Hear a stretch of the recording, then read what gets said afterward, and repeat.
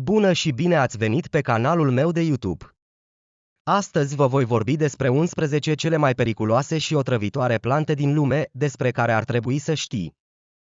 Din cele mai vechi timpuri, oamenii au folosit plantele în alimentație și medicină.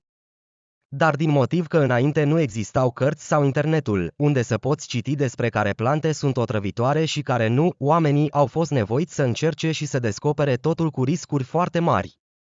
Astfel, la început prin încercări, iar apoi cu ajutorul tehnologiilor de identificare a substanțelor periculoase, am aflat care plante sunt foarte otrăvitoare și periculoase, este greu să deosebești o plantă periculoasă de una inofensivă. Deoarece în spatele unor flori frumoase și atractive se poate ascunde o toxină foarte dăunătoare sau chiar mortală. Dacă un animal periculos poate fi identificat după dimensiunea și comportamentul său, atunci o plantă periculoasă nu dă niciun semn extern că poate fi dăunătoare.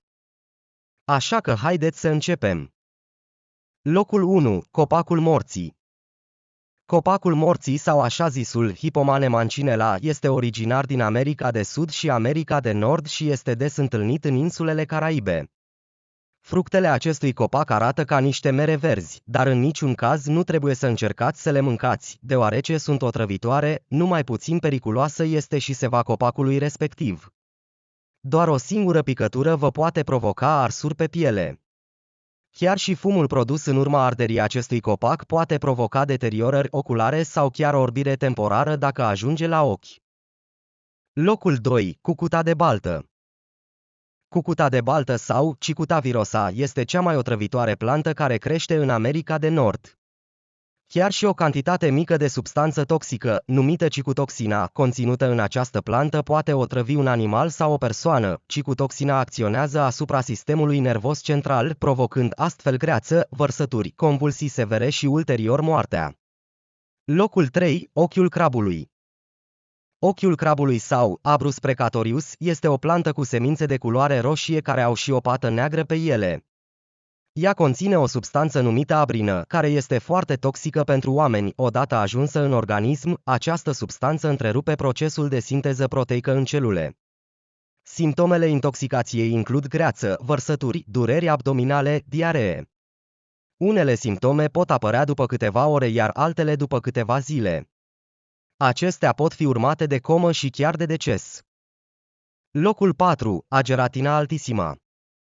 Ageratina altissima este o plantă perenă care crește până la înălțimea de 1,5 metri și care înflorește de obicei în a doua jumătate a verii sau toamna. Chiar dacă în exterior arată inofensivă, această plantă conține o toxină puternică numită tremetol. De obicei, oamenii se otrăvesc indirect consumând laptele unei vite care a mâncat această plantă. O persoană intoxicată cu substanța dată poate avea următoarele simptome: pierderea poftei de mâncare, senzația de slăbiciune, greață, probleme de coordonare. Locul 5. Omag albastru. Omag albastru sau Aconitum napelus este o plantă care este adesea folosită ca decorațiune datorită florilor sale frumoase. Dar toate părțile plantei, în special rădăcinile, conțin toxine, iar cea mai periculoasă dintre ele este aconitina, o substanță alcaloidă care provoacă inhibiția centrilor nervoși ai aparatului respirator, vasomotor și circulator. Simptomele apar de obicei peste câteva minute sau ore după intoxicare. Unele dintre acestea pot fi greața, vărsături, diaree. Unele consecințe mai grave, cum ar fi aritmia cardiacă și paralizia respiratorie, pot duce la deces. Locul 6. Ciumăfaia. Ciumăfaia, Datura stramonium, este o plantă care își are originea în America Centrală, dar care apoi s-a răspândit în toată lumea.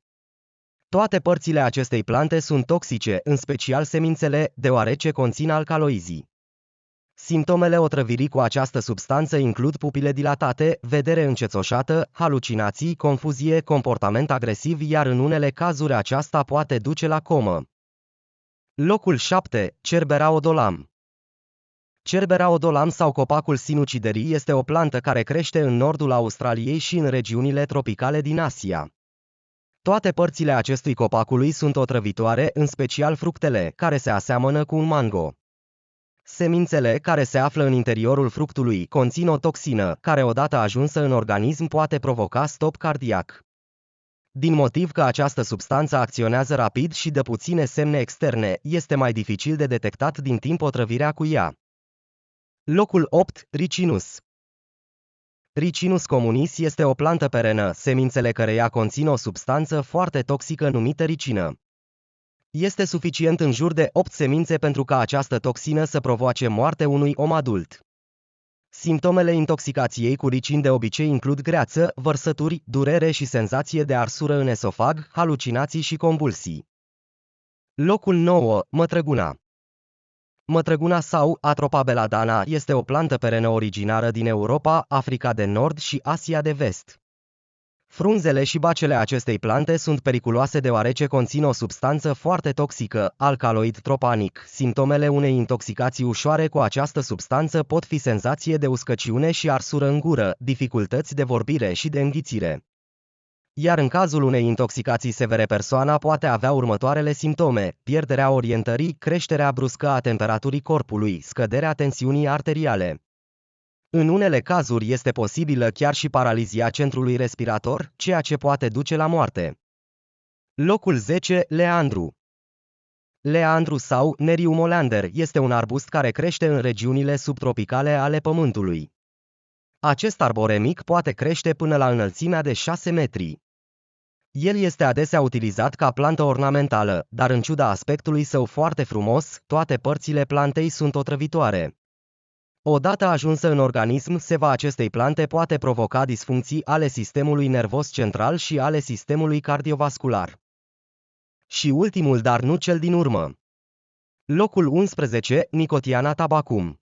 Nicotiana tabacum este o plantă anuală care după o prelucrare specială este folosită pentru producerea țigărilor.